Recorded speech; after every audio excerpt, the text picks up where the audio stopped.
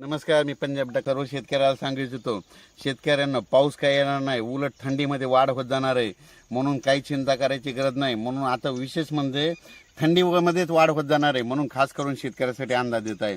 सर्व शेतकऱ्याला सांगू इच्छितो, जो पूर्व विदर्भ, पश्चिम विदर्भ, दक्षिण महाराष्ट्र, उत्तर महाराष्ट्र, कोकणपट्टी, खानदेश, मराठवाड्याच्या सर्व शेतकऱ्याला सांगू इच्छितो, राज्यामध्ये आता काय पावसाचं वातावरण नाही, फक्त अंशतः ढगाळ राहणार आहे.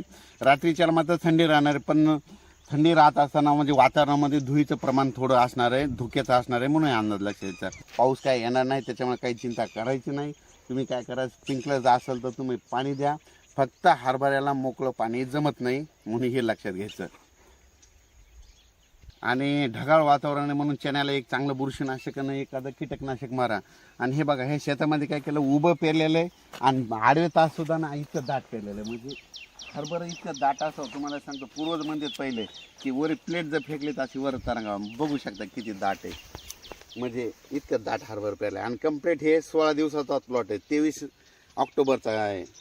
आणि सर्व शेतकऱ्याला सांगतो की ढगाळ वातावरण राहणारे, पाऊस काय येणार नाही, म्हणून हा देखील अंदाज सर्व शेतकऱ्यांनी लक्षात द्यायचा. लगेच तो आणखीन 2 दिवसांनी परत दररोज 2-2 दिवसाला अपडेट दिल्यात येईल. धन्यवाद.